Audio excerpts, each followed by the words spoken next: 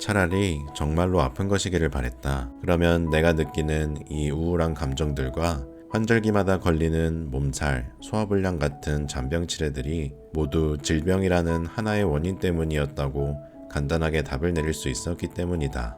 하지만 백수가 되고 난 지금 무엇보다 소중해진 것이 있다.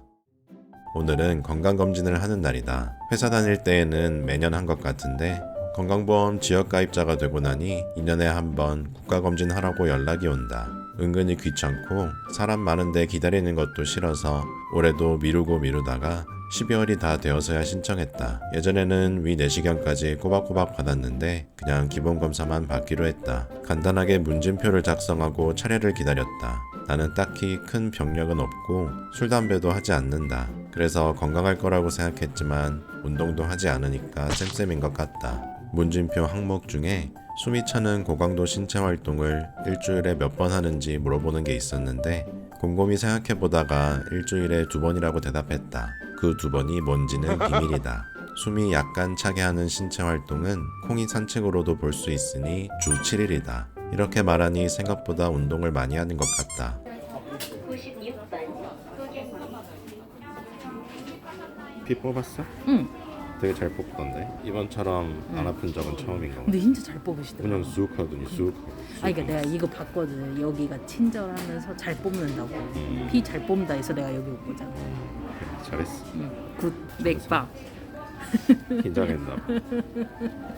너무 웃겨. 그 심장 터지는 거야 그거. 내시경이 없어서 빠르게 끝났다. 어제 저녁부터 금식을 해서 배가 고팠다. 근처 버거킹을 가서 배부터 채우기로 했다. 건강검진을 하고 나면 혈관을 조금 더럽혀도 될 것 같은 고칼로리의 음식이 땡긴다. 돌이켜보면 회사에서 건강검진을 하라고 하면 진지한 마음으로 받았던 것 같다. 왜냐하면 나는 늘 피곤하고 소화가 안 되고 환절기만 되면 감기 몸살을 한 번씩 앓는 소위 병약한 체질이었기 때문이다. 그래서 정말 어디가 아픈 게 아닌가라는 생각을 자주 했었던 것 같다. 하지만 건강검진을 하더라도 콜레스테롤이 높거나 위험 소견이나 조금 받을 뿐 큰 질환은 항상 나오지 않았다. 보통의 건강검진으로는 알 수 없는 희귀병에 걸린 것이라고 믿고 싶었지만 30대인 내가 그럴 확률은 애초에 극히 드물었다. 있지도 않은 병을 찾겠다고 건강검진에 수십만 원을 더 써봤자 내가 멀쩡하다는 사실만 확인할 터였다. 환자도 아니고 건강하지도 않은 중간 단계를 정의하는 말은 없다. 그래서 이런 상태에 대해 남에게 얘기해봤자 예민한 사람으로 취급받기 일쑤였다. 그리고 사람들은 아프면 운동 좀 하고 비타민 먹어 라는 말을 한다. 그런 말을 하는 사람들에게 한번 물어보고 싶다. 운동하고 비타민만 먹으면 정말로 이 모든 것에서 나아질 수 있느냐고 말이다. 어쩌면 회사에서 매년 건강검진을 하게 만든 것도 노예들에게 너는 여전히 건강하니까 더 일하라는 메시지를 주기 위함이 아닌가 싶다. 그렇다면 환자와 건강한 자, 그 중간 단계를 정의하는 단어는 직장인이 되어야 할 것 같다. 오랜만에 외출인데 집으로 바로 가기는 아쉬워서 카페로 왔다.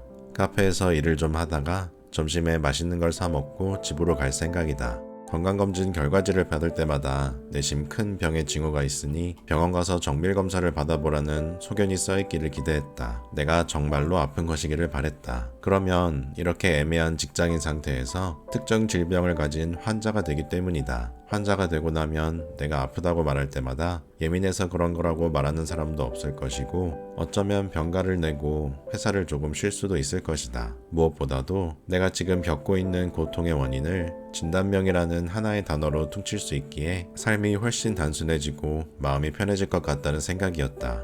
이것이 나만의 이기적인 생각이라는 건 잘 알고 있다. 정말로 아픈 환자가 있다면 환자 본인뿐만 아니라 가족들도 많이 힘들기 때문이다. 그렇다고 진짜로 환자가 되겠다고 실행에 옮길 정도로 어리석진 않다. 단지 그 사이에서 끝없이 괴로워할 뿐이었다. 지금은 안 아팠으면 좋겠어. 그 변화에 대해서 좀 쓸라.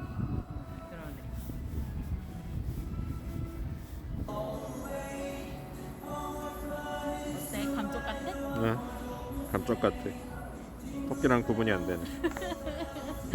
저희 가서 한 번 더 해. 얘는 맨날 있는 애.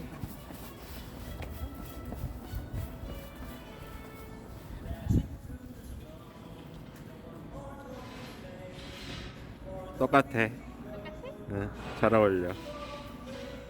나는 백수가 되고 나서 굳게 다짐했다. 다시는 회사로 돌아가지 않겠다고 말이다. 그 다짐에는 애매하게 살지 않겠다는 나의 결의가 들어있다. 회사에 다니는 동시에 신체적으로, 정서적으로 건강할 수 없다면, 그렇다고 환자가 될 수도 없다면 그 사이에서 홀로 고통받을 것이 아니라 회사를 나온다는 선택도 있다는 것을 깨달았어야 한다는 것이다.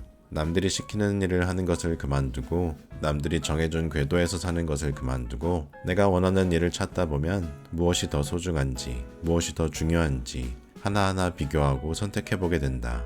그리고 그 중심에는 그런 의사결정을 내리는 나 자신이 있다. 매 순간마다 후회 없는 결정을 하면서 살고 싶다. 그렇게 몇 년이 지난 지금 나는 건강검진을 하고 결과지를 받는 순간에 모든 수치가 정상이고 아무 이상 소견이 없기를 바라고 있다. 살이 좀 쪘으니 운동하세요 정도는 감사히 받을 수 있는 피드백이다. 내가 나답게 살아가고 지금의 행복을 유지하기 위해 꼭 필요한 건 건강이기 때문이다. 그래서 나는 하루라도 더 건강하고 싶다. 백수가 되고 나서야 나를 돌보기 시작했다는 것이 아이러니하다. 회사에 다닐 때에는 하루하루 생각할 수 있는 미래가 정해져 있었다. 아무리 힘들어도 내일 당장 출근해야 했고 주말에도 월요일을 생각해야만 했던 삶이기에 건강이나 주체적인 삶 따위는 조금 미루더라도 눈앞의 것들을 해결하기에 급급했다. 만약 퇴사를 하지 않았더라면 그것을 계속 미루기만 했을지도 모를 일이다. 하지만 지금의 나는 한치 앞을 알 수 없는 인생에서 갖은 시행착오를 겪으면서 어떤 미래가 찾아올지 모르는 백수이기 때문에 나를 돌보지 않고서는 좋은 미래든 나쁜 미래든 반갑게 맞이할 수 없다는 것을 깨달았다. 영상을 보는 여러분들도 스스로 돌보고 있었는지 점검해보는 시간이 됐기를 바라면서 오늘 영상은 마무리한다.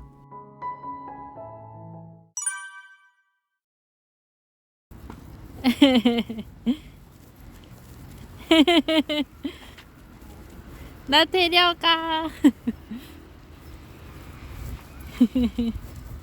에이 신나, 에이 신나.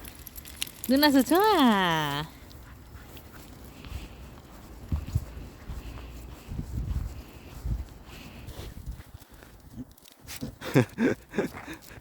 아 더러워. 뭐 하는 거야?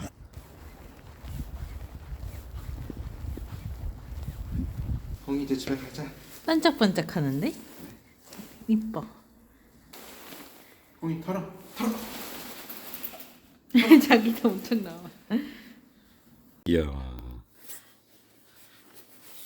완전 올라온 거 보여? 응. 공이 극락 간다. 냄새. 무슨 냄새? 꿀 있내나?